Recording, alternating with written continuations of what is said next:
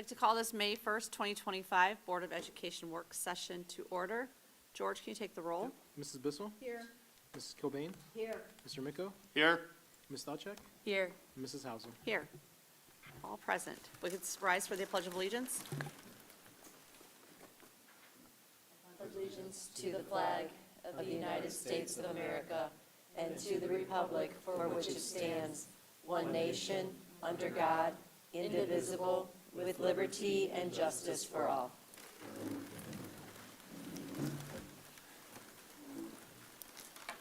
Next on our agenda is strategic priorities. Our district has developed and is currently engaged in a 3-year strategic plan which reflects the values, beliefs, and hopes of our students, staff, parents, and community. There are 4 strategic priorities to the plan: transforming teaching and learning, aligning staff and resources, cultivating culture and climate, and leveraging funding and facilities. Our strategic priorities give actionable focus to our district's purpose and mission and guide the work of our strategic plan. With that, I'd like to turn it over to Dr. Ryba for our recognitions. Thank you, Mrs. Hausum. We have some extra special recognitions tonight, so I'm going to turn it over to Mrs. Cobain and Ms. Stavcek to get us started.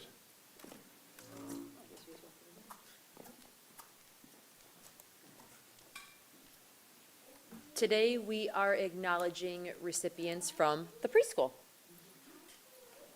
Come on over. Do you want me to bring them up now, or as I However talk? you want to. Want to talk about them first, then Yeah. How about that? Okay. Well, Miss Lynn can come up now, because she's going to do the first one.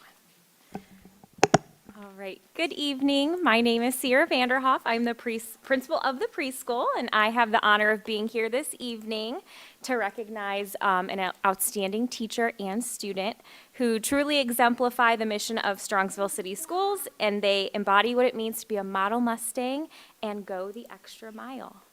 Can everyone hear me okay? Okay. So first I want to recognize Miss Lynn Wilson. She's worked in our district for 14 years as a dual licensed preschool teacher and intervention specialist. I am new to my position this year, but it did not take me long to see that Lynn is someone that I would classify as a lifelong learner.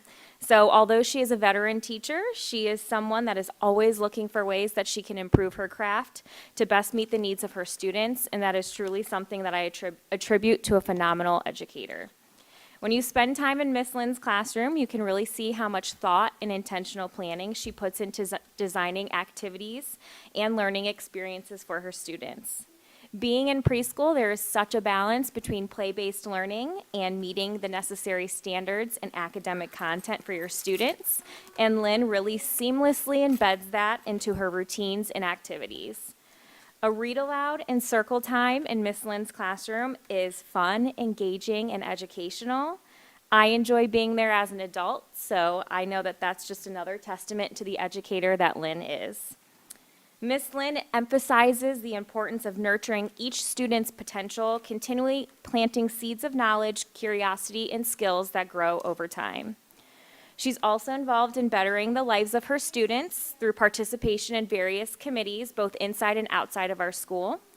This includes our PBIS team, our building leadership team. She serves as our school's instructional coach, and she also participates in our district leadership team.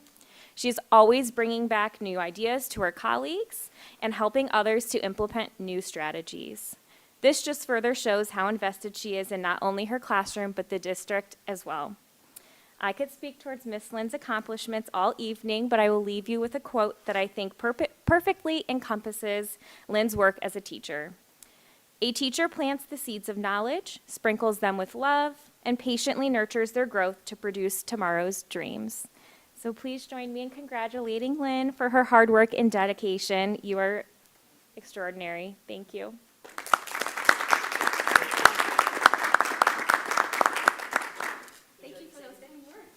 Thank you so much for those kind words. That was very thoughtful. It's been really a pleasure to have Sierra and get to kind of help her learn the preschool and kind of be that facilitator for her, and working for Strongsville and working in my building and working with students like Celia here makes it so easy and so fulfilling. So I really appreciate the acknowledgement, and thank you very much.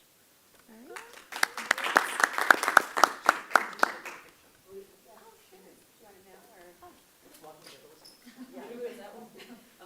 He said stay this way. Okay.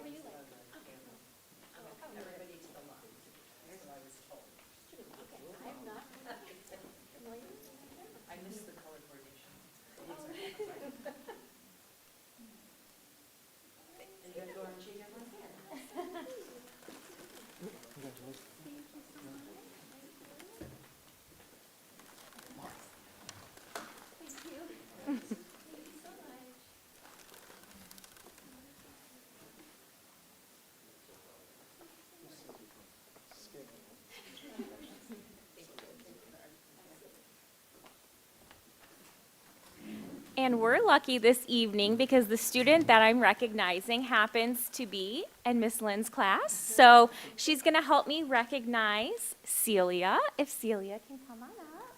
This is your shining moment, dear.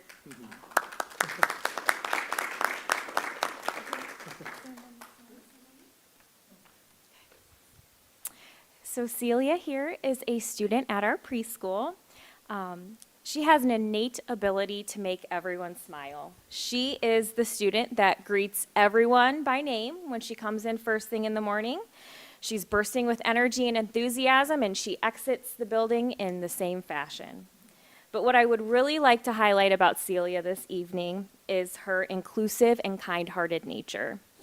I have been witness to Celia co-regulating with other students when they're having big emotions. She can often be seen reminding students of coping strategies, giving them a hug, or simply just being there for them. She is a great friend and a great role model. The traits I have seen of Celia already in her young self are those that I wish that I could spread amongst others, fostering a positive and inclusive society. Celia is the type of student that reminds us as adults that it's okay to ask questions, to dream big, and to connect deeply with others. I am certainly so proud of Celia, as I know Miss Lynn is as well, and I'll give her a chance here to say a few words, and I know that she's going to accomplish great things.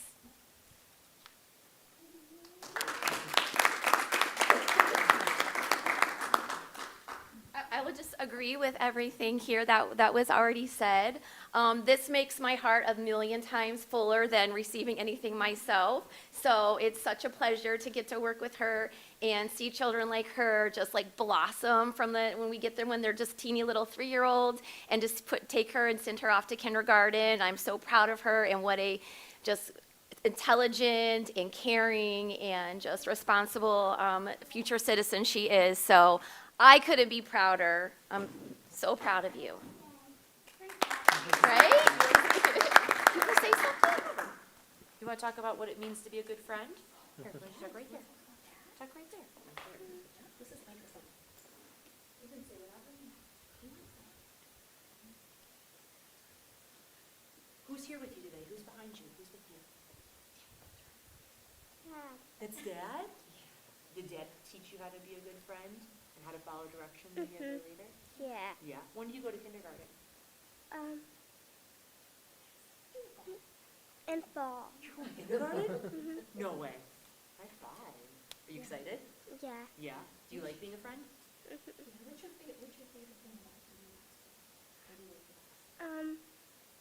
Playing with my friends. Very good. Do you want to say thank you? You want to say thank you? Thank you. You want to go right over here and wave to the camera? Here, go wave to the camera. She's been telling everybody she's going to be on TV. You can go on the kiss too if you want to. Well, you're the last to kiss. You want to shake everyone's hand? Go around.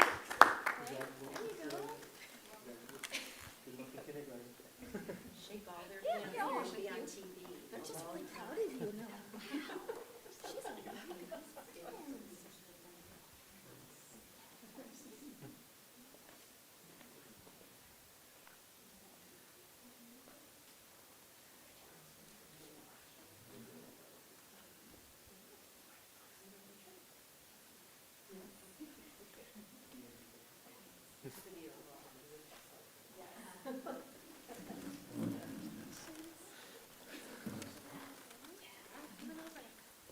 So, can we take a picture with your family? Oh, okay. Great.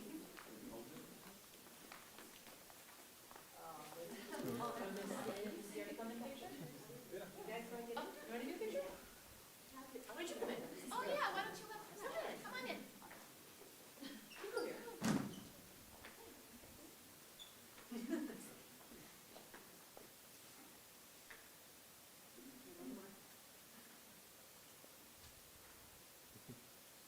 Good job. Good job. Thank you, guys. Thank you so much.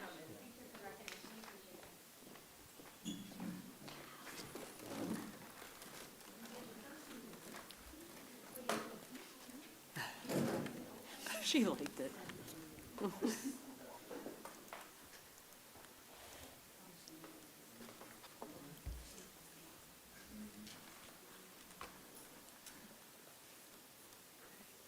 All right, well, thank you, Miss Lynn and Celia, for being here tonight. We really appreciate it, and congratulations again.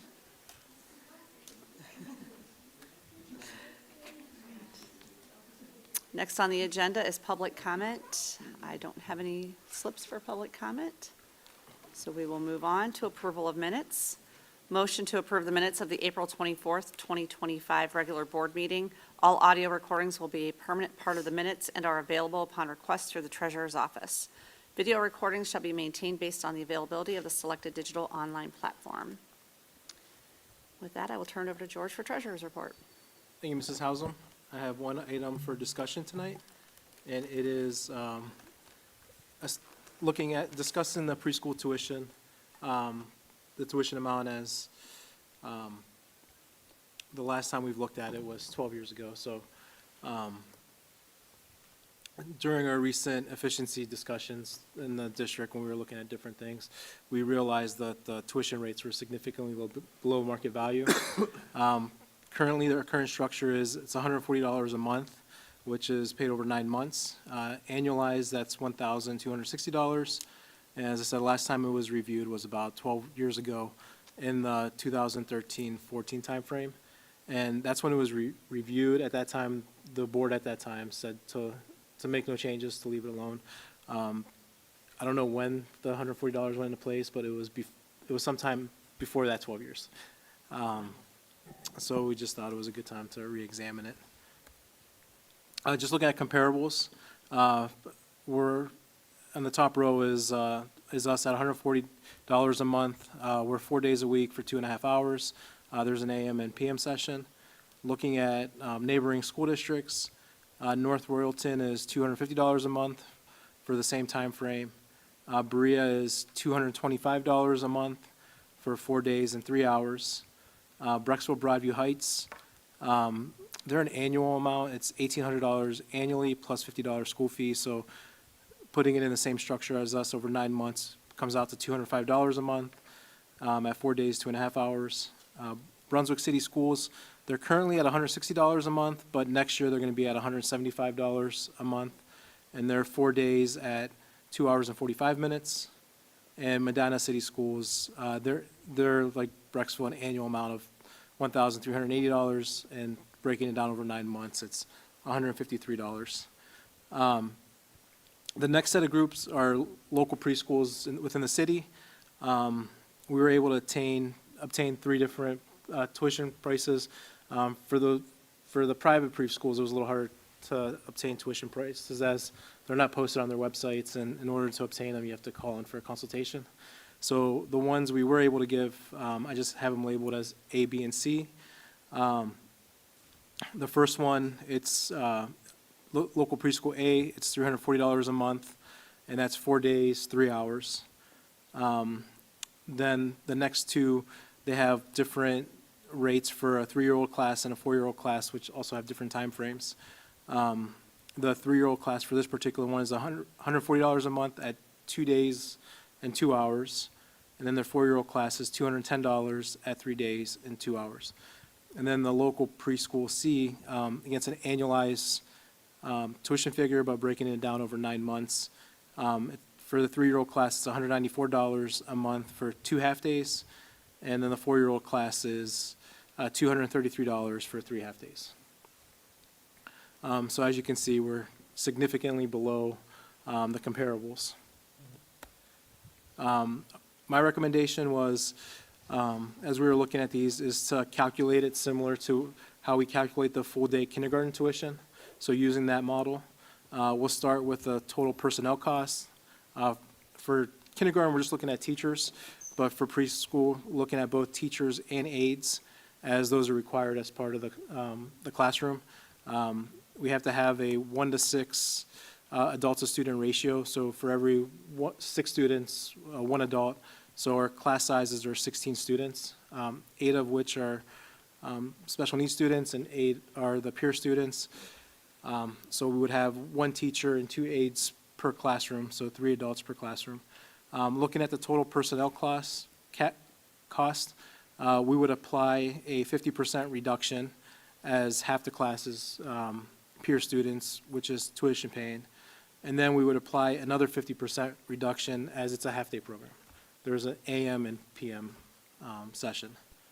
Once we have that figure, we would divide it by the maximum capacity, which we have 17 classrooms, or 7 classrooms at 16 students equals 112 students total. And then double it for the AM, PM session. So 112 AM, 112 PM, so 224 students at max.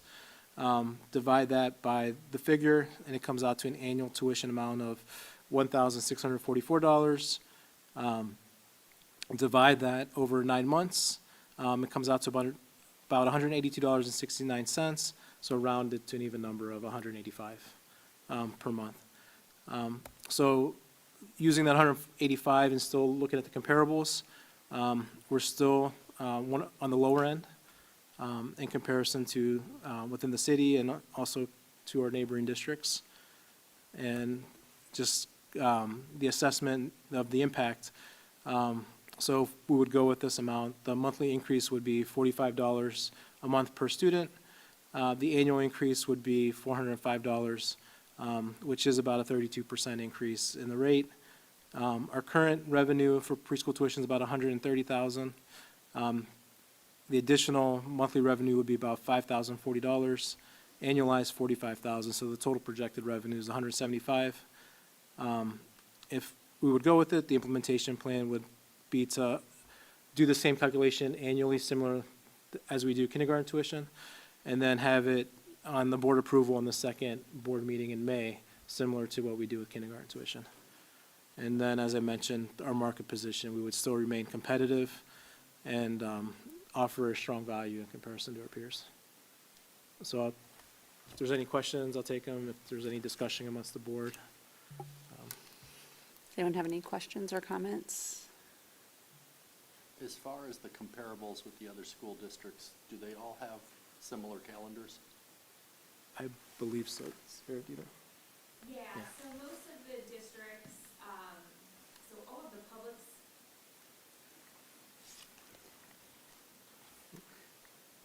Yes, so all of the public school district preschools run on the same type of calendar. So they're just going by that school year calendar, not the yearly calendar. So like the 4 days a week, 2.5 hours. Some of the local preschools that we got some cost for as well are also following that same school calendar. So some of those higher tuition costs that you were seeing, kind of same model, we're also running on that same school calendar as us. Okay. I just wanted to make sure that there wasn't a discrepancy in the comparisons. And then, I don't have any concerns with the recommendation. I would just suggest as a board, I think the rationale for computing it makes sense, and we should do that annually along with the half-day kindergarten calculation. You know, shame on us for not doing it before, and then generating this large, we're still market, we're still competitive, we're still reasonable, but $45 a month is $45 a month, whereas following an annual procedure that has a reason for calculating, I think resonates more.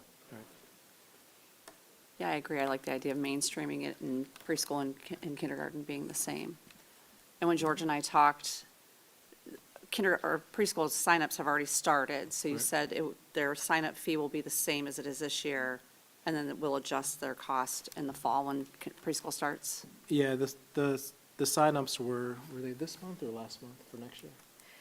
We started our lottery in January, so we've actually been starting to enroll since January, and we already have a significant wait list.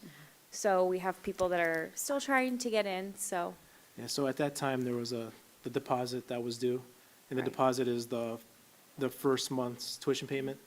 So what we said was, because it's so early before we have the tuition amount, even moving forward, if we were to follow this model, is that first payment would be whatever that monthly rate is for that year during the deposit, during the signups, and when the deposit's due, we'll adjust it, and then in the fall, the new rate would kick in, and we would just have that caveat when they're signing up that rates are subject to change based on calculation. So is the plan then to implement this for next year? Correct. Do you anticipate any challenges with that because you already have signups and people already had an expectation?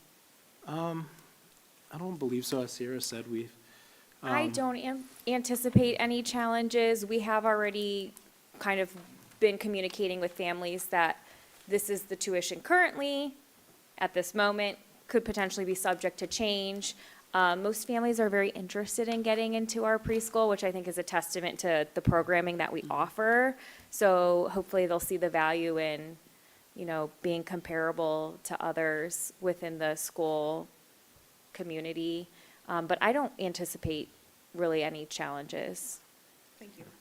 When George and I were talking about it, it would just be the 3-year-olds that would really kind of feel the impact because they'd be going from 3s to 4s. 3s coming in, it'll just, the way it is, yeah. When will we do that, though? When will we let them know? And so at the price? next board meeting, I'll have it on the agenda. Oh, and we'll vote for it. Yeah, and once the board approves it, then we'll begin the communication process. Okay. And since everybody watches our board meetings anyways, they already know. Out of curiosity, and it's a good point that I don't think we discussed. We currently turn people away. You mentioned a Correct. lottery. Do you have a feel for how many people currently apply and how many we actually accept? Ballparks? Yeah, I don't know off the top of my head. I want to say we have at least 20-plus families on the wait list, and it doesn't move very much. So we typically have to turn people away and encourage them to start looking into other programs so that they don't lose a spot somewhere, anywhere. So I would say, like I said, 20-plus families, at least, if not more, are already on that wait list, hoping to get the call that they have a spot. Thank you. Any other questions or comments? Okay. So like Rich said, we'll all think about it, bring it back in 2 weeks, and we Okay. can vote on it. All right, thank you. Thank you. Thanks, Sierra. And that concludes my report. All right, thanks, George. Dr. Iba, we'll turn it over to you. Thank you. And so at this time, I'm going to ask a group of our team members to come on up and join us with the board. And as they're coming up, and George has the slide up here, we thought it was a good time to, A, give an opportunity for our instructional administrative district leaders to come and share with the board some of the celebrations and the highlights of the work that they've done, a little bit outside of, maybe has some touching points with our strategic plan, but as well as just things that they've been working on to enhance the student experience and the work we're doing as a district. The other thing that we wanted to do, as you know, based on the board's approval, you gave me the ability to do some realignment last year and really focus on how can we take the complexity of what we do instructionally as a district and organize and put people in great positions to continue to do the great work that they're doing, and look at the alignment of that across the organization. So it's also an opportunity to share, here's some of the things where we've benefited from it, and here's some still of learning and growing we're doing as we all get used to the new structure. So with that, going on to the next slide, everything obviously is anchored in our strategic plan, as the board very well knows. This is year 2 of our strategic plan, and this outlines and gives guidance to all of our district, but especially our instructional team, as they take a look at aligning staff and resources, and a lot of that has to do with the materials and the professional development that we provide and how we support with coaching. Transforming teaching and learning is a big part of what we're going to talk about here in a little bit, as well as that culture and climate, which touches on a lot of our employee and adult components as well as behavior supports and things of that nature. So with that, I'm going to turn it over to Jenny, who's going to get us started in terms of our discussion tonight. Thank you. So as Dr. Iba said, we're just really excited about this year and some of the progress that we've made. I think we've made a lot of progress and a lot of growth just within a year of working all together. So just as a reminder, I kind of blew it up here for you. Our goal for transforming teaching and learning is to, again, enhance the classroom experience for all students implementing innovative instructional approaches, structures, and strategies to make sure that our learners are inspired and empowered to go on any path that they choose to do in the future. And so, as a reminder, we just had the State of the Schools in March. A lot of you had got to attend that. And you heard not only what the students were doing in their classroom, but you also heard about, as they spoke and as they were able to express the things that they were doing, a lot of our Model Mustang competencies hopefully came through in that. So it's just exciting how our teachers are applying these things in an innovative way and helping our students to not only learn the content that they need to learn, but also the skills to make them even better people. So again, we're going to showcase some of those pictures from the State of the Schools this evening and kind of walk you through. We decided to kind of stick with coherence. We felt was something that we've realized this year, a lot of collaboration. We still need some areas of clarity in the work that we're doing, and then we want to celebrate some of our accomplishments. So first, we have coherence, and as Dr. Ryba shared, obviously the strategic plan really drives our work. That is something that, is not only something we have on a sheet of paper, but something that we apply action steps to each and every day, and really prioritize it in all of the work that we do. And the one area that we really focused on this year was Tier 1 instruction. We narrowed it down a little bit, and we not only looked at academics, but we also looked at behavior. So what can we do for the majority of kids, all kids, each and every day to make sure that they have the best shot, both behaviorally and academically in our classrooms? And I think, overall, we've just been more in sync. We've been able to gather our thoughts already and really think about even next year and the plan that we have. I think that makes us it puts us ahead, I think, of where we were last year at this time. When we're thinking about into next year, we're already really prepared to share with our building principals where we're coming from as a district, and therefore they can create their own plans as well.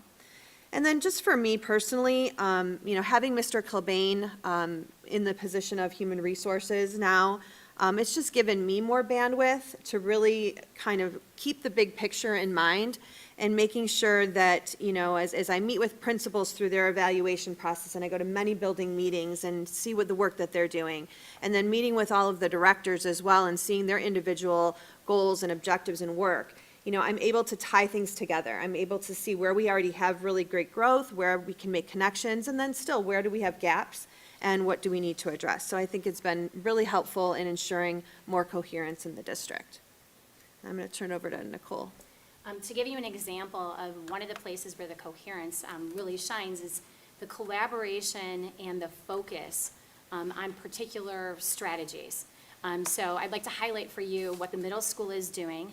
They decided, the administrative team there is working on the evidence-based practice of having teachers look at data and use data to reflect on their practices and change their instructional strategies. And we used a combination of things in order to move that forward. And it's a matter of using our people, but also using the time, using in our meetings, and everyone focusing in one area in one direction. So, for example, with the TBT, our teacher-based teams, their data discussions, that was the focus of the admin team at the middle school. We started off by having training first semester for the administrators, like a refresher training on how to have good data discussions using a specific protocol. That was taught to the teachers as well. So we had everyone up to speed on good discussions. Then from there, we supported the team, our central office leadership team. We supported the team, the administrative team, with their work through their coaching and through their secondary curriculum meetings. We checked in with them on what they were doing with the TBTs. They made a point to have discussions at regular intervals about data with their teams, supporting them with the new protocol. And we found over just a few months, the teams are getting much better with their discussions. And the administrative team is reflecting on that progress and making plans for the future. So everyone working together on one specific evidence-based practice is really being fruitful and is moving us forward. And that leads us into collaboration. So the first bullet is empowering our leaders. And this is something that I think we've done a beautiful job of this year with our administration. All of our principals are integral members of the strategic plan, so they have an ownership piece in it, they're invested in it.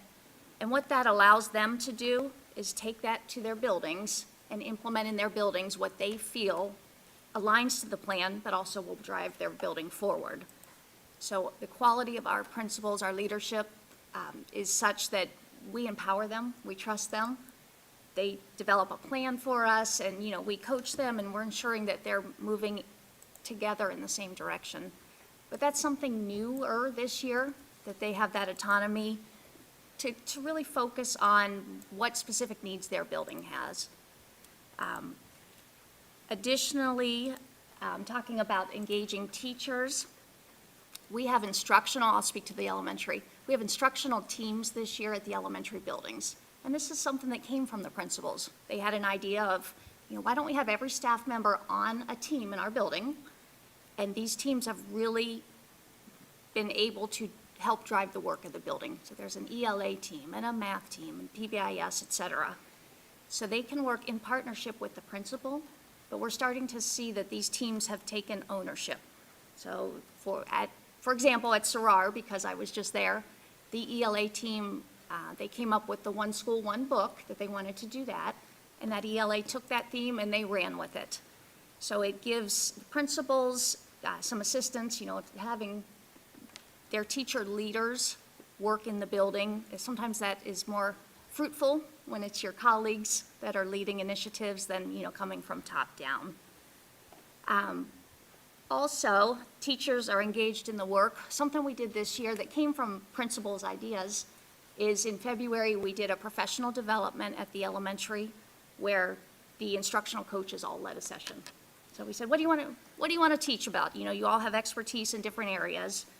So every instructional coach led sessions, and our teachers, the whole staff, they went around to 2 different sessions. And the feedback we got from that was just incredible. You know, we love the choice. We love learning from our peers. We want to do this all the time. So that was something we learned, you know, we're not going to do it all the time, but it's something that is definitely empowering to our staff. And I'll turn it to Andy to continue with that thought. I'd like to highlight the middle school. I've been working there with PBIS and restorative practices and trauma-informed, and really proud of the growth that they've made there in aligning their efforts for Tier 1 supports of all kids. And so primarily, I'd like to tell kind of a story of what some of the teachers have done there. There's a group of teachers who have been meeting weekly for at least 8 weeks leading up to Professional Development Day with myself, with Carrie Jankar from Family First Solutions, where we're learning about restorative practices, and then that kind of transitioned into let's plan and deliver professional development to our colleagues in the building. There's a great awareness that's growing at the middle school amongst the teachers to say some of our traditional approaches aren't getting the results we've wanted them to get. And they are saying, we need to try something else. And restorative practices has been that vehicle. They're seeing quick turnaround and benefit from it, which is motivating them to keep moving forward. Also with the PBIS team there, it's in the best place it's been ever. And it's, again, because of teacher leadership. And so the amazing growth we're seeing at the middle school in the area of student behavior, positive classroom climate, is all because of the teacher engagement, empowerment, and leadership. We're getting so much more out of it with them being invested in kind of leading the charge. All right, so I'm gonna go next on to clarity. As with any change, sometimes it doesn't run smoothly the first time out. Thinking about what we've had in our department here for academic cult, the members you see here, it used to be 1 member or less, but the 1 extra member we have really encompasses what was 1 1/4 job is now 3 jobs. So each individual person is allowed to have that much more focus on their own world of, you know, secondary, elementary, the professional development, and getting everybody on the same alignment with here at the table. So one thing that we've always had to explore is those little bullet points that comes after our names. And so clarifying those roles and responsibilities as we've gone throughout the year has been an important thing. And we've noticed that there's a lot of overlap at times. But what's great about the overlap is that it provides us more voices. when we go to do those specific tasks. So that way we always make sure that we're covering all the bases, we have everybody's best interest in mind when we go to take through those actions. And lastly here, I want to talk about is that just because there's overlap, I guess I already said that, but just because there's overlap doesn't mean that it allows us to make sure that nothing's missed. And that's something that before, it was very easy for us to do when we were kind of in our own little silos. But now that we're all working together, it really helps out that makes sure that every area and every aspect is being taken care of. Thanks, Dave. So one of the things, another area of clarity that I think we're still trying to realize is, I think we said it at a different meeting, but our strategic plan has a lot of things in it. There's a lot of things to do, and sometimes we all feel that the work is important and we all want to get faster. We want to go faster and we want to get there. But I think we also need to prioritize what we need to do, now, versus what maybe nothing really can wait, but some things do need to wait because we can't do everything at once. And there's always that balance of competing priorities when things come up, maybe that we didn't realize weren't in the spot that we thought they were. And so, for example, as we look at some of our teacher-based teams throughout the district, and Nicole mentioned data conversations, and Andy mentioned restorative practices, and, even through the leadership teams, we're just noticing that maybe there's some refinement in how we have data conversations or how we look at instructional strategies, and realizing that maybe there's more time that teachers need to actually reflect on the work that they do, to revise it, refine it, and try it again, instead of just trying it once and thinking, oh, it's good, I guess, and moving on to the next thing. Really getting good at something and really understanding it well, I think will carry us much further and have things actually stick, and be something that they do because they find it meaningful and because it's part of their routine and part of their habit and they know it's the best thing for kids. So I think that's been a little bit challenging to balance both, and so we're always looking at that, and sometimes we've had some difficult conversations, this needs to happen first, and then we'll do this, but I think working together has helped that process, and, hopefully we can continue to make the progress we've made in the strategic plan going into next year.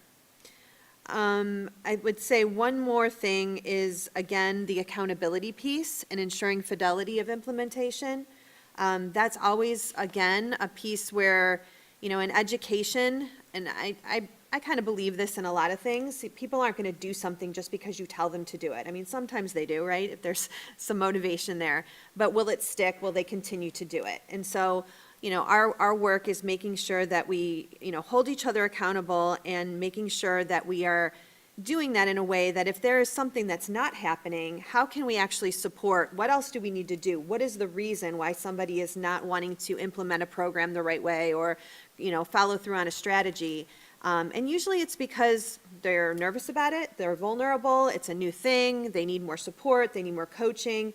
And once we provide those things, typically, things do move along. So again, it's kind of just pausing and making sure that everybody's coming with us, and so we don't have these gaps in pockets. And, again, one of our goals is to make sure that students have an equitable education with us, no matter what teacher they have, what classroom they're in, that they're getting a similar experience and one that follows our vision and our mission and what we want for all kids. So again, we're constantly looking at that. And I think, we've provided our principals a lot of resources to help them, do that and then kind of report back to us, and we support them in that way. So we want to move on to some celebrations. And one thing that I want to celebrate is, I've been here a long time. And I remember being a principal and, I had a new assistant principal, I think it was my first year as principal. And I remember sitting down in a room and going, well, what do you want to do this year? What should we focus on? And we're like, well, maybe some differentiation. I don't know. What do you want to do? And there was no strategic plan. There was nothing, each building, I remember calling Andy saying, what are you doing, this year, and trying to collaborate. And it was just very challenging. You were kind of on an island. And, I think this is probably one of the best years where our administrators are working together. And what I also think is we've gone deeper in the conversations that we're having. It's not solely like, what are you doing for open house, or what are you doing for conference day? and those task kind of conversations. It's much more about implementing a strategy such as building thinking classrooms. And we're having deeper conversations about, okay, well, in my building, it looks like this. Are you getting the impact that, that you want from it? Or maybe we need to reiterate these things for our teachers to make sure that they're doing it correctly. So we're really diving in and having, collegial, professional dialogue around the things that we really want to do. So, I'm just super proud of all of our leaders here and our building principals because we've all worked together. And again, I think it's not only moving together, but really thinking outside the box and thinking of new things and tackling, problems maybe that have been longstanding that we need to address and thinking creatively about solutions. So really excited about that. Andy, did you have anything? I mean, I would just continue to talk about the great work at the middle school, but it's not just the middle school. I mean, they are really been a highlight for me, but also going into the high school too.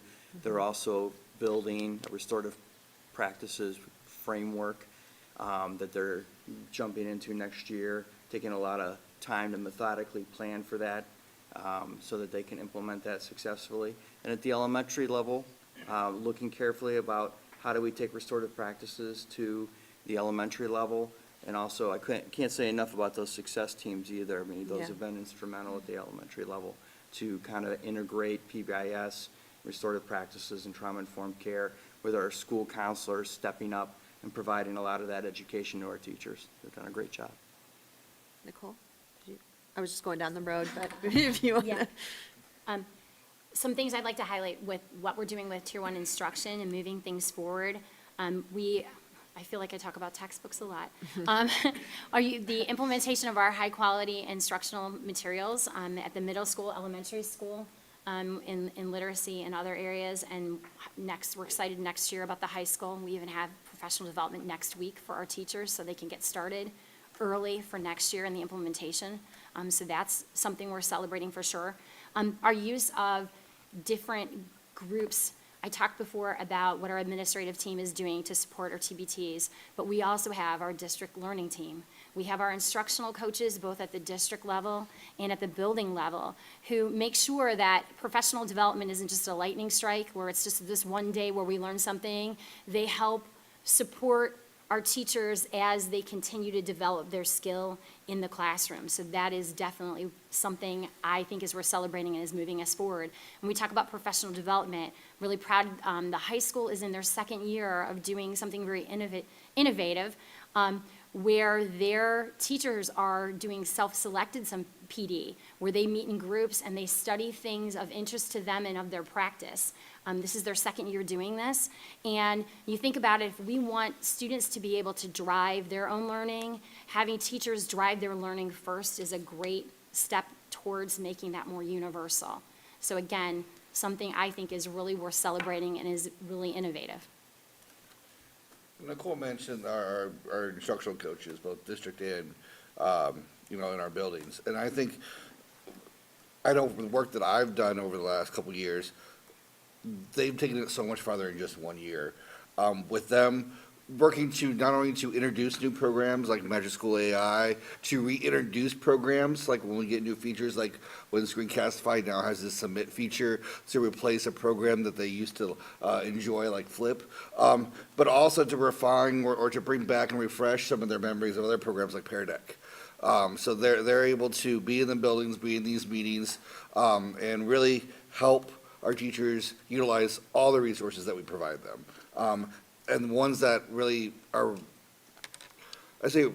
ones that are important to them at that time. Because it's really easy to give PD for Magic School for everybody in August, but if a teacher doesn't come back and use it until, March, that PD didn't help well that much then. And that's where our instructional coaches are kind of stepping in now and helping out, getting teachers to jump in when they're available and when they're ready. Anything else? Well, I wasn't going to speak, but I feel that I should. I talk about CKLA, the ELA curriculum that's being fully implemented next year. You're probably tired of hearing about it, but it's such an exciting time in the district. So the plan's been in place for over a year now. It was a very strategic plan of how we were going to roll this out having our early adopters. The really inspiring part is what I saw in March. So we trained all of our teachers, 6 hours, they sat with, different reps from the company, and they learned a great deal about the program and what it's going to look like in the fall and what it's going to take to make this work. And the attitudes were outstanding. They were very, it's hard to change. And everybody was super supportive. My favorite part is that between now and the end of the school year, every teacher's committed to doing something with CKLA. So we've offered them some choice, what that looks like, whether they're teaching some of the lessons, or they're going and watching an early adopter teach some of the lessons, whole host of activities. But there's excitement brewing. Teachers are going to work in the summer together with their TBTs, their grade level TBTs. And I'm very excited for the fall. And you know what? It's not going to be perfect, but we're going to start the process, and it's going to make that Tier 1 experience consistent across the buildings and across the grade levels.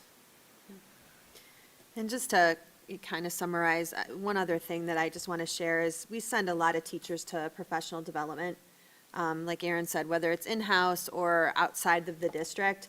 And time after time, they come back really excited. They've learned some things and they want to implement.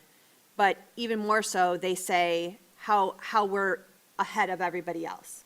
And the things that we're doing are so much further ahead, and people are now reaching out to us and asking us what we're doing. And I just think that's really exciting, not only for us as the people that are influencing the work, but for our students, because they're the true beneficiaries of the work that we do. So really can kind of just see, it's really interesting, it's really cool, I guess, to just see the transformation in how our classrooms are now, even compared to a few years ago. So really exciting. So I'll open it up for any questions that you have for us or any discussion that you want to have. I was just going to say. Of course I have a question. Singular at the moment. Nicole, I want to go right back to one of the first things that you shared about the data-based groups and reflection that's happening there. And I know sometimes as they're learning something new or trying something new, it takes a while to reach the students. So would you say that we're at a point at the middle school where they're reflecting, they're making adjustments, and the students are reaping the benefits, or are we still in the earlier stages of that? I think it really depends on which teacher-based team you're talking about, because I think, when I think of some of our teams, some of our tested subjects, they delve a little bit deeper in data just over, as a matter of course, because it's a very focused approach. When you think of I think of Science 8, they love data, they're a state tested. So yeah, I'm sorry, I should have been clear. I didn't want to cut you Yeah. off, but I'm like, I lost. What test? Don't they give tests in all of them? Right, Yes. yeah. No, so our state tested ones, I think because of the nature of the course and because that being a final test that they have to take, they maybe are steeped a little bit more in using data, and it's reaching the benefits of the discussion is reaching the students quicker. Other teams are on their way. We're seeing the growth over time, just over a couple of months, which is great to see, and I think it's because there's a concerted effort and there's a focus. And as Jenny said, the idea of focusing on one thing and doing it well, rather than shifting focus, has really, really benefited the team so far. Thank you.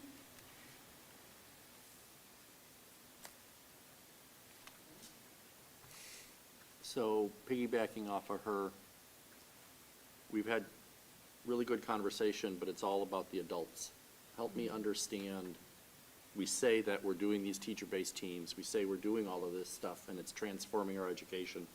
How is it transforming our education? If I'm a parent, and my experience is my own education, and what the kids tell me when they come home. So what should I see as a parent different? Well, I guess I'm going to turn it over to the team, but what I would share is, let's make that connection, because everything that they've talked about is about transforming what the student experience is. So I'm going to ask Andy to start off and share. I think Michelle's question leads up to where are we at in the process? Is it adult learning and growth and understanding? Is it implementation? And then when are the students impacting it? So I think all of this stuff is at different levels and almost, as we said, building specific, team specific. So talk a little bit about restorative practices and what a student could experience and currently is experiencing based on what's going on in the district. Absolutely. So one of the great things about restorative practices, it's a pretty efficient and easy way to start social emotional learning strategies for teachers in the classroom. And that started a lot of times with circles. It takes about 3 minutes before a class, and you get around and you ask a prompted question, and everybody goes around and they provide a response. Just that kind of icebreaker every day, it provides an opportunity for students to get to know each other and to get to know the teacher. So that's something that's already happening at the middle school and around the district, just kind of scratching the surface there. The other thing I would add at the middle school too is we had a steering committee meeting today where we kind of planned for the Tier 1 meeting that's next week and looked at the acknowledgement data. So the acknowledgement data is about, if you remember, teachers going up to students and saying, hey, I saw you do this, and that's phenomenal work that you're doing, or a great gesture that you made. Remember, it's not about giving them a thing. It's about building a relationship with a student, and actually, whatever you're giving them is really the cue for the adult to say, hey, this is my cue. This is my opportunity to go and meet another kid, because they're really focused on the old saying that it takes one caring adult in a school to make a difference for a kid. And so already, they've started the acknowledgement system maybe mid-year, and they're up to about 1,400 of those going out to kids. So we look at the data and say, how many teachers are giving how many out? What's their distribution looking like? What kids haven't gotten one yet? Is there an opportunity we're missing? So that those kind of discussions happen so that we are impacting the lives and the education of kids every day. Nicole, I know last year you spent a lot of time at the middle school with textbook adoptions, a new ELA adoption, a new math adoption. So what have you learned this year that in terms of how that's impacted kids' experiences engaging in that content? I think the change to new materials has made student experience more consistent as far as what kids are seeing from classroom to classroom, very much what Aaron said. So switching to new materials has done that. It's also introduced different strategies and places. We're using Desmos Math at the middle school, which kind of leans into the experience, it's called Experience First, Formalize Later strategy, where kids experience different math conundrums, if you will, right? And they have to solve them, and then the teacher comes in and explains, here's how the math works, and this is what you did, and this is now a structured way, a more direct instruction part of it. So that's a different way of looking at math, one that our previous materials didn't really allow for. So they wanted to do building thinking classrooms at the middle school. With the past textbook, it took a lot of twisting and changing the materials that were available to get that to work. The new materials lend themselves better to that strategy, which is more student-focused and less teacher in front of the classroom kind of focused. So it shifts the perspective there. The teachers are reporting that kids are more enthusiastic about math. They're more enthusiastic about what they're doing. In social studies, we added new books there, and we're seeing more reading in social studies as a way of kids getting information. Something that kids don't necessarily nowadays lean into as much as maybe we did when we were growing up as far as a way of finding information. They love videos, right? They're doing more of different things. So we want them to lean in more into the textbooks. We're seeing that more with the use of the new books because the structure is more attractive and more conducive to students approaching and accessing text. Yeah. And I could keep going down the road if you'd like to hear Well, I more. have or more I can pause. questions. I think the strict question is they're excited about math, are they better at it? I would like to think so. I think our teachers are seeing good results. We're seeing decent growth over the course of the year. We'll see when we get our OSTs back how this new book compares to what we did in the past. That being said, we'll put an asterisk on that. Whenever we start something new, it takes a minute for people to get their footing. It takes a minute for people to hit their stride. The one thing I will say, and we know this, research will tell us that collective efficacy of groups, collective efficacy of teachers, them working together to build upon each other's strengths and use each other's strengths has one of the highest impacts on student learning. And so by centering on the same materials, centering on the same strategies, and unifying that more, we have the chance to build collective efficacy. So our younger teachers who aren't as experienced benefit from older teachers, younger teachers who might have newer experiences, the older teachers benefit from what's new. So leaning into our teams is really a useful way to go about increasing learning for all of our kids. And so, yes, I'm hoping that it pays off in math. Enthusiasm, I would like to say that engagement is the first step, because if kids don't engage, they're probably not learning. So if we can get them engaged in math, I'm hopeful that that means they will improve in math. I agree, but it's got to be more than hope. I will show you data soon, in the fall, come fall, for sure. Thank you. You know, one of the things, and it's going to be our 60 seconds tomorrow, but Nicole and I, and maybe some other people, had a chance on Friday to go to the high school. So Mary Giamo was one of our English teachers, and it was a host of people that, were participating. And Mary's a part of the district learning team as well, and Jenny could talk. I won't let her talk because she'll talk for another half hour about deeper learning and the wonderful work that she's doing. But, what they did is they were reading Lord of the Flies.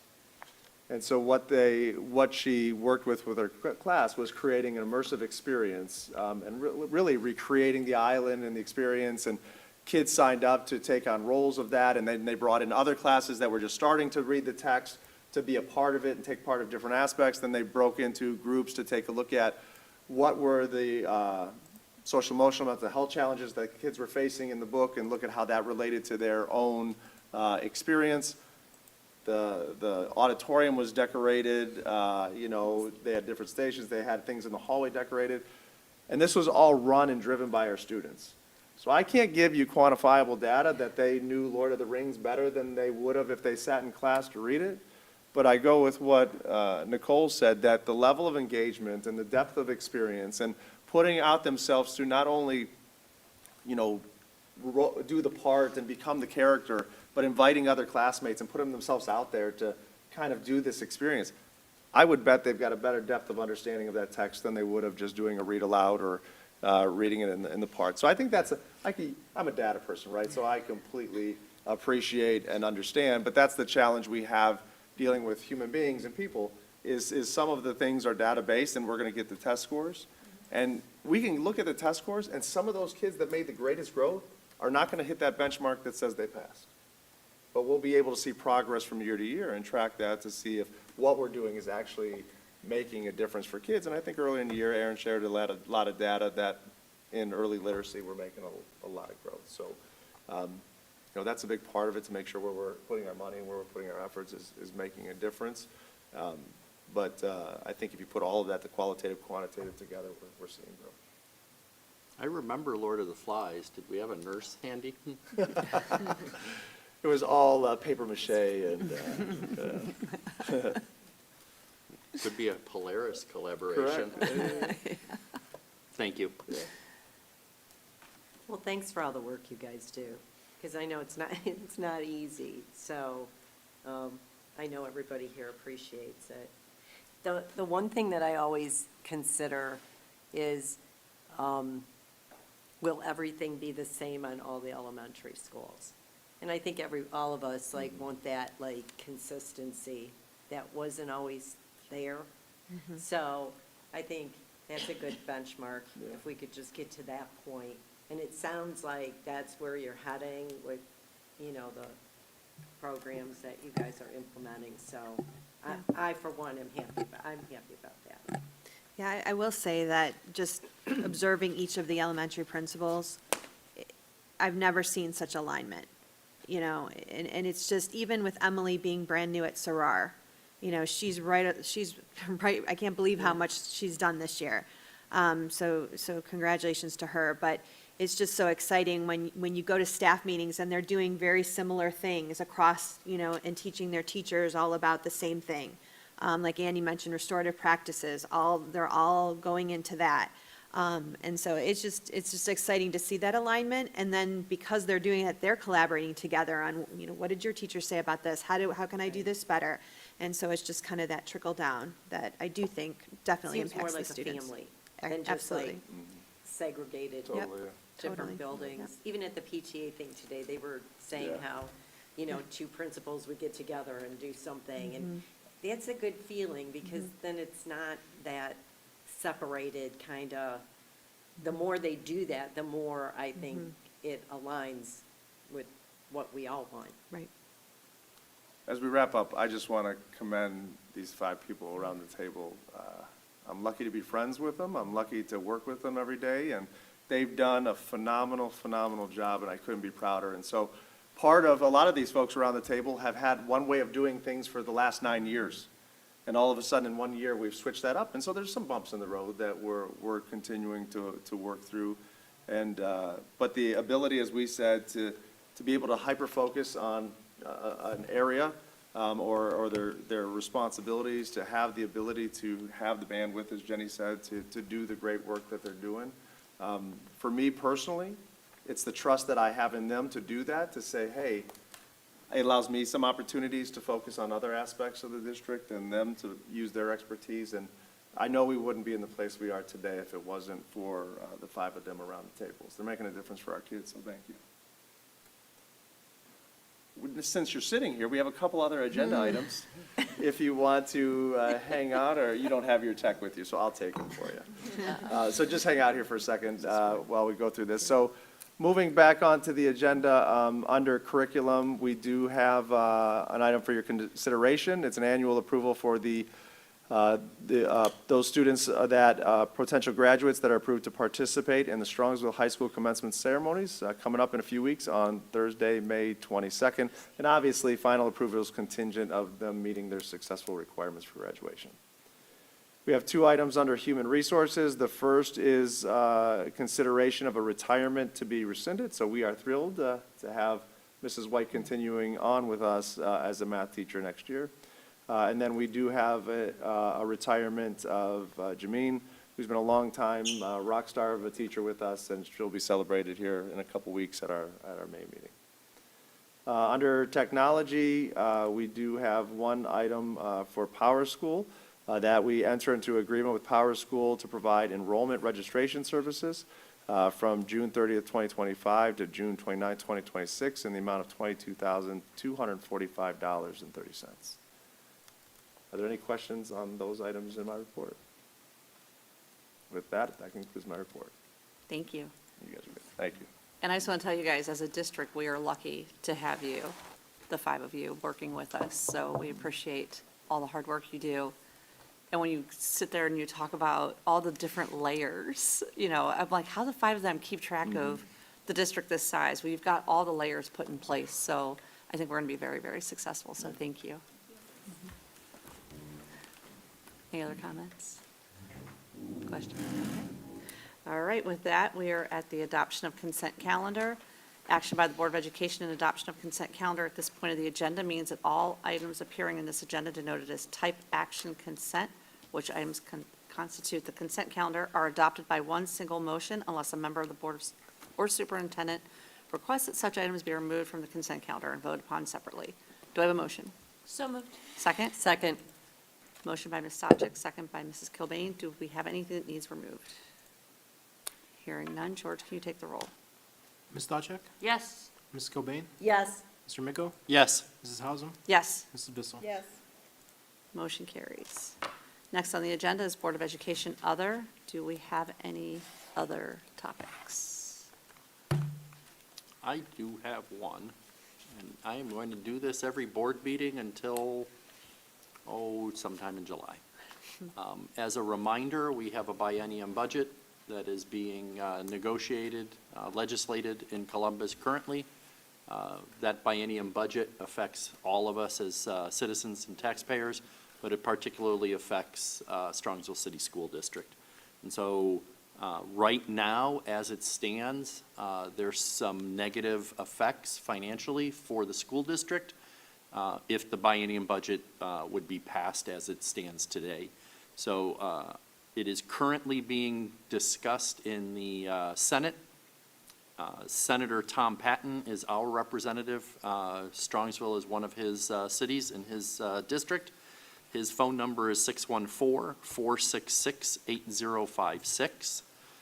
In the House, Representative Mike Davila is the representative for Strongsville. His phone number is 614-466-4895. I bring these out because both of those gentlemen are local. Both of those gentlemen answer their phone. Both of those gentlemen want to hear from their constituents. So today's topic is just kind of some interesting data, because some of us like database decisions. And I want to talk, so the biennium budget officially is House Bill 96. It is 5,048 pages long.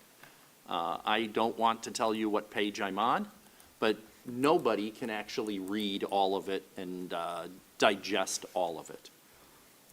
One of the things that is baked into House Bill 96 is what is known as setting up educational savings accounts. There currently is a bill in the Senate, Senate Bill 68, that has to do with setting up educational savings accounts. That one's 81 pages long. Now, it would be an interesting civics government discussion at the high school. Is there a strategy that politicians have that instead of discussing, debating, considering the effects of potential legislation, 81 pages on one topic, we're just going to bake all of these issues into one big biennium budget that's 5,048 pages. I'll let the high school make their determination. I'll let the taxpayer at home make their determination. But at the end of the day, all of these things have a consequence for Strongsville, not just for Strongsville City Schools, but ultimately for the taxpayer. And what I would suggest you do, besides the fact that you should call either Mr. Patton or Mr. Davila and tell them to advocate for what's in the best interest of Strongsville, but bring up the fact that, hey, why do we have a bill that's 81 pages that you could read, that citizens could read, that people could discuss, versus putting it into the 5,048-page biennium budget? And if anyone's doing the math, if you would subtract 81 pages from 5,048, I still won't be able to read it all. But it would go, I think, in the right direction. And, it's one of those good, what is good government? Right now, that biennium budget has everything and the kitchen sink in it. There are priorities, there are agendas, there are all kinds of things. But at the end of the day, our job is to advocate for what's in the best interest of Strongsville City Schools. And right now, I think we can improve on the biennium budget. So I ask everyone to share that sentiment with their senator and their House of Representatives. That concludes my other. Thank you. Next on the agenda, executive session. We do have need for executive session for To prepare for negotiations or bargaining sessions with public employees concerning their compensation or other terms and conditions of their employment. Do I have a motion? So moved. Second? Second. Motion by Ms. Stavcek, second by Mrs. Cobain. Take the roll, George. Ms. Stavcek? Yes. Ms. Cobain? Yes. Mr. Miko? Yes. Mrs. Hauser? Yes. Mrs. Bizzle? Yes. Motion carries. We will enter into executive session at approximately 8:15. We do not see need to resume in public session, so I want to wish everybody a good night.